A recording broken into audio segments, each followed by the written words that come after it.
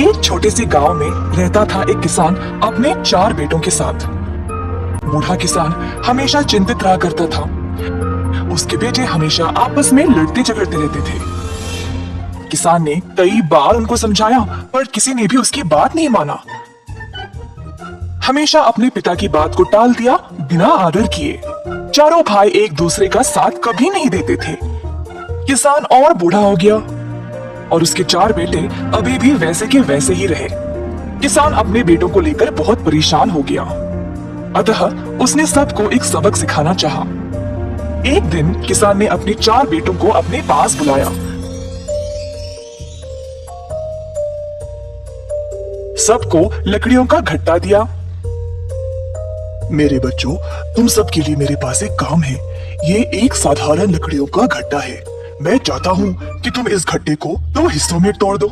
सबको ऐसा करने का एक एक मौका मिलेगा। सच में पिताजी, ये तो बहुत ही आसान है। उफ, तुम तो ये कर ही नहीं सकते, कोशिश भी नहीं करना। मैं तो सबसे बलवान हूँ और एक क्षण में तोड़ सकता हूँ। क्या मजाक है ये। सबको पता है कि सिर्फ मैं ही यह कर पाऊंगा। अच्छा, बस करो अब। मैंने यहाँ तुम लोगों को लड़ाई करने नहीं बुलाया। जैसा मैंने कहा वैसे चुपचाप करो। पहले सबसे बड़े बेटे ने लकड़ियों के घट्टे को तोड़ने की कोशिश की। लकड़ियां ना टूटने की वजह से वह हैरान रह गया। उसने बहुत जोर लगाया और सांस लेने भी रोक गया, पर घट्टा टूटा नहीं। अंत में उसने हार मान ली। दूसरे भाई ने भी कोशिश की, पर वो भी असफल हुआ। तो गुस्से में आकर उसने लकड़ियों को नीचे फेंक दिया। बाकी के 2 भाइयों ने भी पूरा दम लगाकर लकड़ियों के घट्टों को तोड़ने की कोशिश की, पर वो भी सफल नहीं हुए। सब लोगों ने हार मान लिया और पिताजी से पूछने लगे, ये तो बकवास है पिताजी, वैसे आपने हमको ये करने को बोला ही क्यों? किसान ने कुछ नहीं कहा। उसने लकड़ियों का घट्टा लिया, उनको अलग किया और एक एक लकड़ी अपने सारे बेटों को दे दिया। अब तोड़ने की कोशिश करो। इस बार सबों ने आराम से लकड़ी को तोड़ दिया।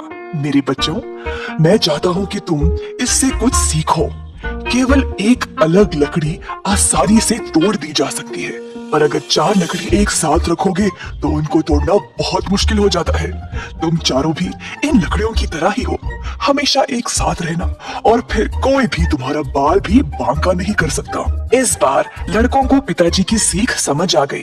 सबों ने एक दूसरे से लड़ाई करना बंद कर दिया और आपस में मिलजुल कर रहने लगे और अच्छे से साथ साथ काम करने लगे।